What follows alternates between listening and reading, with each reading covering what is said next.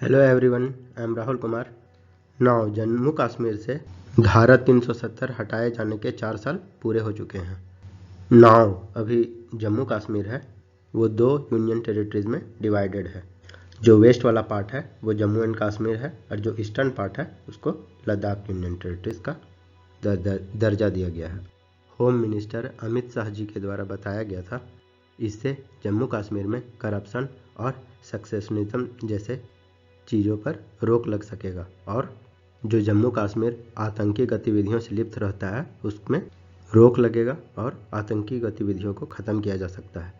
तो चलिए इस वीडियो में समझते हैं धारा 370 हटाए जाने से जम्मू कश्मीर में किस प्रकार के बदलाव आए हैं।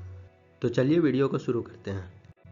लेकिन शुरू करने से पहले क्वेश्चन जो कि यूपीएससी के प्रीलिम्स 2020 में पूछा गया है, जो सियाचिन ग्लेशियर है वो कहाँ पे सिचुएटेड है। ऑप्शन ए है ईस्ट ऑफ अक्साई चीन, या फिर ईस्ट ऑफ लेह, या फिर option C north of Gilgit, या फिर option D north of Nubra valley. इसका सही आंसर आप कमेंट सेक्शन में दें। सही आंसर को मैं हट दे दूंगा और वीडियो के एंड में इसका सही आंसर पा सकते हैं। तो चलिए टॉपिक को शुरू करते हैं। सबसे पहले थोड़ा ब्रीफ में जानते हैं आर्टिकल 370 है क्या। 17 अक्टूबर 1949 को आर्टिकल 370 को इंडियन कॉन्स्टिट्यूशन में ऐड किया गया था एज ए टेम्पररी प्रोविज़न। इसमें जम्मू कश्मीर को छूट दिया गया था कि यदि जम्मू कश्मीर अपना कॉन्स्टिट्यूशन बनाना चाहे तो बना सकता है। तो जम्मू कश्मीर का अपना कॉन्स्टिट्यूशन हुआ करता था और जो इंडियन पार्लियामेंट के लॉज थे वो जम्मू कश्मीर पर अप्लाई नहीं होता था। जम्मू कश्मीर में अपना खुद ही लॉ तैयार किया जाता था। इस ड्राफ्ट को पहली बार एन गोपाल स्वामी अय्यर के द्वारा तैयार किया गया था और इसको आर्टिकल 306 में रखा गया था। आर्टिकल 370 के अनुसार से जम्मू कश्मीर को स्पेशल पावर दिया गया था कि इंडियन कॉन्स्टिट्यूशन का कौन सा आर्टिकल जम्मू कश्मीर पे अप्लाई होगा और कौन सा नहीं। और जब जम्मू एंड कश्मीर का अपना स्टेट का कॉन्स्टिट्यूशन बना तब जम्मू एंड कश्मीर के कॉन्स्टिट्यूएंट असेंबली को डिसॉल्व कर दिया गया। तो जो आर्टिकल 370 है उसका क्लॉज 3 का बात करें तो प्रेसिडेंट ऑफ इंडिया को पावर देता है कि आर्टिकल 370 के किसी भी प्रोविज़न को प्रेसिडेंट ऑफ इंडिया अमेंड कर सके और उसके स्कोप को अमेंड कर सके। आर्टिकल 370 में जो आर्टिकल 35A है वो जम्मू कश्मीर के लोगों को स्पेशल राइट देता है परमानेंट रेसिडेंस का और इंडिया के किसी भी स्टेट का कोई भी नागरिक जम्मू कश्मीर में नहीं रह सकता था एज ए परमानेंट रेसिडेंट। उसके बाद 5 अगस्त 2019 को प्रेसिडेंट ऑफ इंडिया के द्वारा आर्टिकल 370 का क्लॉज 1 को हटा दिया गया। Application to Jammu and Kashmir order 2019 लाकर थ्रू दिस भारत सरकार के द्वारा आर्टिकल 370 में मॉडिफाई किया गया। इसको अभी भी हटाया नहीं गया है, लेकिन आर्टिकल 370 में जो जम्मू कश्मीर के लिए स्पेशल प्रोविज़न थे वो हट चुके हैं। चलिए अब हम लोग समझते हैं आर्टिकल 370 हटने के बाद जम्मू कश्मीर में किस प्रकार से पीस और सिक्योरिटी के साइन देखने को मिलते हैं। तो फर्स्ट है आर्टिकल 370 के हटने के बाद जो स्टोन पेल्टिंग और मिलिटेंसी हुआ करते थे उसमें कमी आई है। जो जम्मू कश्मीर में सिक्योरिटी प्रेजेंस है वो बढ़ा है और नेशनल इन्वेस्टिगेशन एजेंसी NIA जैसे एजेंसीज के कारण जो स्टोन पेल्टिंग का घटना सामने आता था वो घटा है। अगर स्टोन पेल्टिंग का बात करें तो ये 2019 में 618 बार हो चुका है, वहीं 2020 में 222 बार और 2021 में मात्र 76 बार स्टोन पेल्टिंग हुआ का इंसिडेंट्स देखने को सामने आया है। तो आप देख सकते हैं ये कैसे लगातार घटता चला जा रहा है। जो सिक्योरिटी फोर्सेस में इंजरीज होते थे वो भी डिक्लाइन हुआ है। जो 2019 में 64 सिक्योरिटी फोर्सेस इंजर्स हुए थे, वही 2021 में घटकर मात्र 10 रह गए हैं। सिविलियन इंजरीज, पैलेट गन्स और बैटिंग चार्जेस से उसमें भी रिडक्शन देखने को मिला है। जो सिविलियन इंजरीज हुआ करता था 2019 में वह 339 था, जो घटकर मात्र 2021 में 25 रह गया है। 370 के एब्रोगेशन से लॉ एंड ऑर्डर में भी इम्प्रूवमेंट देखने को मिला है जम्मू कश्मीर में। ये आप चार्ट में देख सकते हैं जो मिलिटेंट एक्टिविटीज़ है 2019 से वो लगातार घट रहे हैं। जैसे 2 अक्टूबर 2016 से 4 अगस्त 2019 के बीच का बात करें तो जो टेरर एक्टिविटीज़ था वह 959 था, जो कि घटकर 5 अगस्त 2019 से 6 जून 2022 में 654 रह गया है। तो ओवरऑल परसेंटेज का बात करें तो 32% का रिडक्शन देखा गया है टेरर एक्टिविटीज़ में। वहीं सिविलियन डेथ का बात करें तो उसमें 14% का रिडक्शन देखने को मिला है। डेथ ऑफ सिक्योरिटी पर्सनल में 52% ऑफ रिडक्शन देखने को मिला है। और एडमिशंस ऑफ टेररिस्ट, जो लोग टेररिस्ट में भर्ती होते हैं, उसमें 14% तक का रिडक्शन देखने को मिला है। सेकेंड है जो मिलिटेंट्स हुआ करते थे और जो ओवरग्राउंड वर्कर्स रहा करते थे, जो छुप छुप कर हमारे सिपाहियों को निशाना बनाते थे, उनमें से बहुतों को अरेस्ट कर दिया गया है। ये आप देख सकते हैं। जो ओवरग्राउंड वर्कर्स का अरेस्ट है वो 2019 में मात्र 82 ही थे जिनको अरेस्ट कर लिया गया था, जो कि बढ़कर 2021 में 178 ओवरग्राउंड वर्कर को अरेस्ट कर लिया गया है। इसमें टेररिज्म एक्ट में भी डिक्लाइन देखने को मिला है। टेररिस्ट एक्ट जैसे चीज़ों में 32% तक का डिक्लाइन देखने को मिला है, अगर हम लोग बात करें अगस्त 2019 से लेकर जून 2022 तक की। अब चलिए हम लोग समझते हैं ये 4 साल में कौन कौन से development union territory Jammu Kashmir और यूनियन टेरिटरी ऑफ लद्दाख में देखने को मिले हैं। तो सबसे पहले हम लोग देखेंगे development of union territory of Jammu and Kashmir. तो यहाँ पे डेवलपमेंट प्रोजेक्ट का बात करें तो भारत सरकार के द्वारा जम्मू कश्मीर में बहुत सारे डेवलपमेंट प्रोजेक्ट जैसे कि रोड्स का तैयार होना, railways connectivity, health care, education, infrastructure, tourism, heritage promotion, sports, youth empowerment जैसे चीज़ों में डेवलपमेंट देखने को मिला है। गवर्नमेंट के द्वारा टोटल 54 प्रोजेक्ट को सैंक्शन किया गया है under prime ministers development package for Jammu and Kashmir. और भारत सरकार के द्वारा जम्मू कश्मीर में बहुत सारे फ्लैगशिप स्कीम भी चलाए जा रहे हैं, जैसे कि आयुष्मान भारत योजना, उज्ज्वला योजना, पीएम किसान सम्मान निधि योजना, पीएम आवास योजना एट्सेट्रा जैसे चीज़ों को चलाया जा रहा है। आयुष्मान भारत का बात करें तो इसके 21 लाख बेनिफिशरीज हैं वो जम्मू कश्मीर से हैं और 1.5 लाख को फ्री ट्रीटमेंट प्रोवाइड करवाया जा रहा है जम्मू एंड कश्मीर के लोगों को। नेक्स्ट डेवलपमेंट का बात करें तो जम्मू कश्मीर में टूरिज़्म और इन्वेस्टमेंट जैसे क्षेत्रों में भी बढ़ावा दिया जा रहा है। जो G20 का टूरिज़्म वर्किंग ग्रुप का मीटिंग था वो भी श्रीनगर में ही करवाया गया था, जो कि इंडिया का पहला ऐसा सिग्निफिकेंट इंटरनेशनल इवेंट था जम्मू कश्मीर में।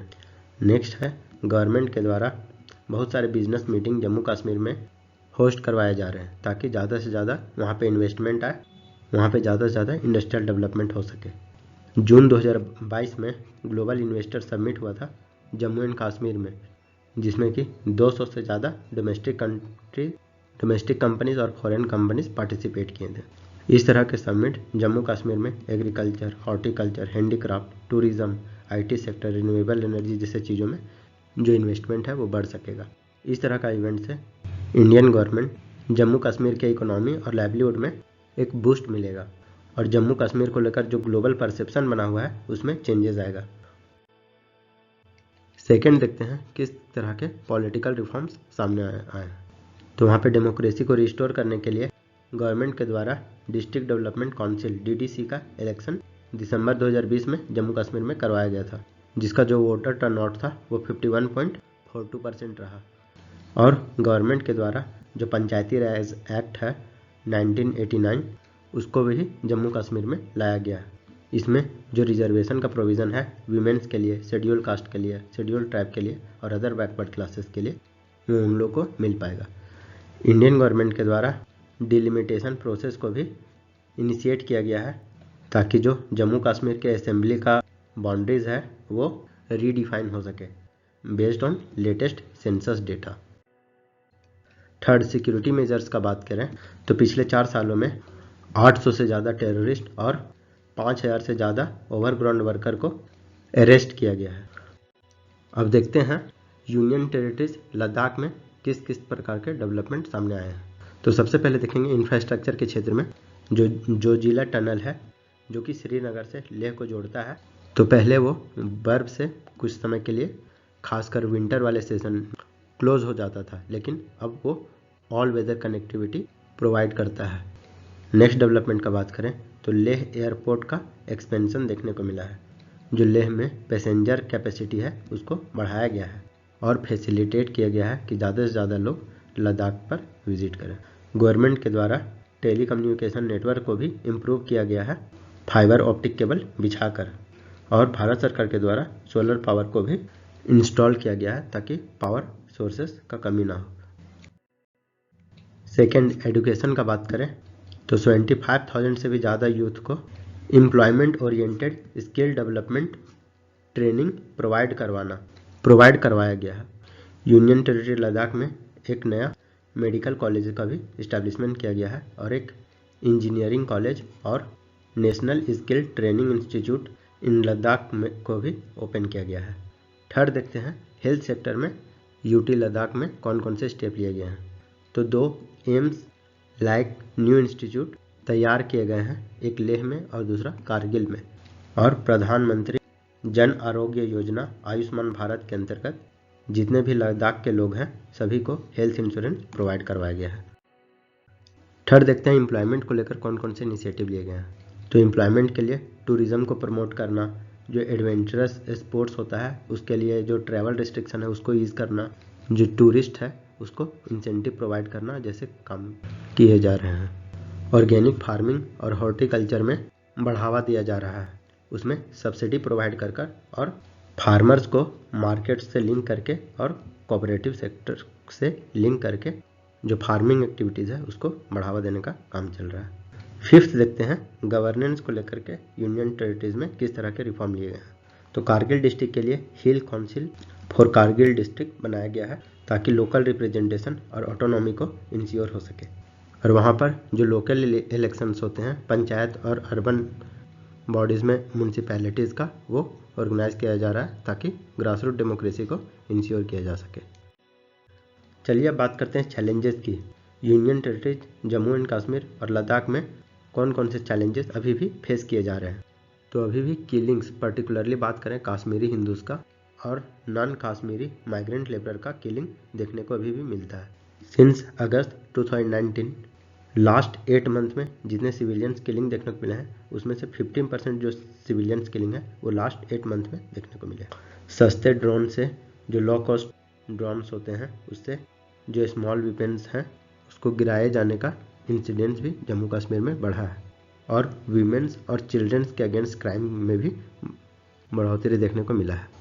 डिटेंशन और ओपिनियन को सप्रेस करने का बात करें तो ओवर 5,000 पीपल्स को डिटेन कर लिया गया है ताकि वो प्रोटेस्ट किसी भी तरह का ना कर सके against abrogation of article 370। Journalist और ह्यूमन राइट डिफेंडर्स को भी इम्प्रिजन किया गया था टू एक्सप्रेसिंग डिटेंटिंग ओपिनियंस। थर्ड है मिलिटेंसी का फिर से रिसर्जेंस होना, खास करके पीर पंजाल वाले रीजन जैसे क्षेत्रों में जहाँ पे पिछले 15 साल से डिक्लाइन देखने को मिल रहा था, लेकिन अब देखा जा रहा है कि जो कैजुअलिटी है अमंग सीआरपीएफ ट्रूप्स उसमें एक सिग्निफिकेंटली राइज देखा गया है। फोर्थ चैलेंजेस का बात करें तो separation of political voice, peace और सिक्योरिटी के नाम पे जो जम्मू कश्मीर के लीडर्स थे उनको हॉस्ट अरेस्ट कर लिया गया था। जो वहाँ के पॉलिटिकल लीडर थे वो पीसफुल प्रोटेस्ट के लिए परमिशन मांग रहे थे लेकिन उसको भी डिनाई कर दिया गया और उनके ऑफिसेस को सील कर दिया गया।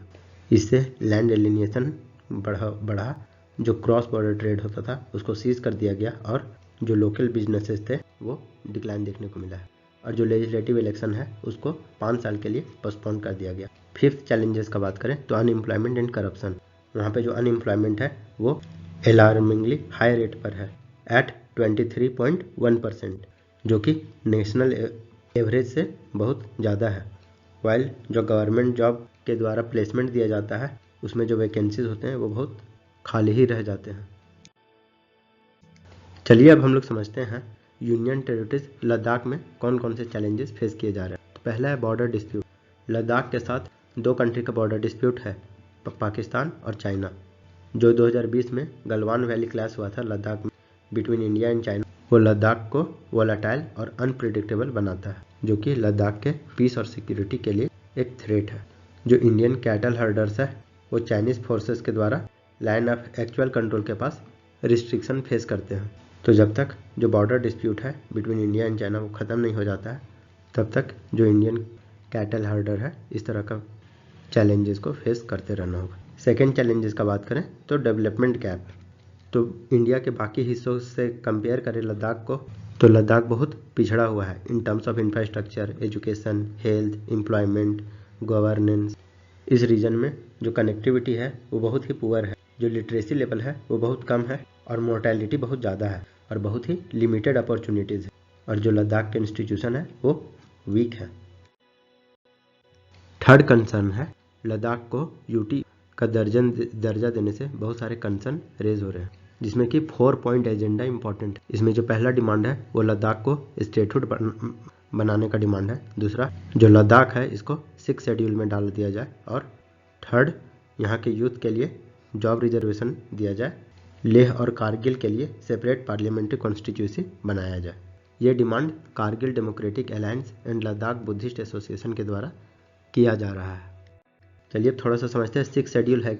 तो आर्टिकल 244 ऑटोनॉमस डिस्ट्रिक्ट काउंसिल का बात करता है, जिसमें लेजिस्लेटिव और एडमिनिस्ट्रेटिव ऑटोनॉमी दिया जाता है। ऑटोनॉमस डिस्ट्रिक्ट काउंसिल में जो लैंड, वाटर, एग्रीकल्चर, पुलिसिंग जैसे चीज़ों को 13 मेंबर्स ग्रुप के द्वारा ही मैनेज किया जाता है। करेंटली 6 शेड्यूल का बात करें तो इंडिया में मात्र नॉर्थ ईस्टर्न स्टेट में मात्र 4 स्टेट को ही 6 शेड्यूल का दर्जा मिला हुआ है, वो है असम, मेघालय, मिजोरम और त्रिपुरा। तो what should be the way forward, होना क्या चाहिए?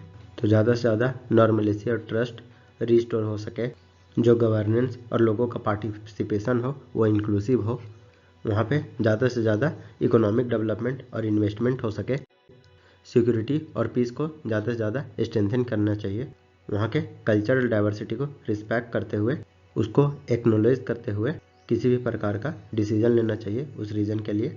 इंफ्रास्ट्रक्चर और कनेक्टिविटी को ज़्यादा से ज़्यादा बढ़ावा देना चाहिए, और इंटरनेशनल डिप्लोमेसी के तहत जो बाउंड्री डिस्प्यूट है उसको सुलझाना चाहिए। तो कंक्लूजन का बात करें तो यूनियन टेरिटरीज जम्मू कश्मीर और लद्दाख के डेवलपमेंट के लिए मल्टी प्रोलॉन्ग अप्रोच लेना जरूरी है, ताकि वहाँ पे इकोनॉमिक ग्रोथ हो सके, इंक्लूसिव गवर्नेंस हो सके, security, cultural preservation, effective diplomacy जैसे चीज़ों को बढ़ावा दिया जाना चाहिए, ताकि वहाँ के लोगों का ब्राइटर फ्यूचर इंश्योर हो सके और वहाँ के लोग एक इंटीग्रिटी को अपहोल्ड कर सकें। तो चलिए आते हैं अपने क्वेश्चन की ओर। तो सियाचिन ग्लेशियर है वो नॉर्थ ऑफ नुब्रा वैली में सिचुएटेड है। तो यदि आपको ये वीडियो अच्छा लगा हो तो लाइक करें, सब्सक्राइब करें और शेयर करें, एंड थैंक्स फॉर वॉचिंग।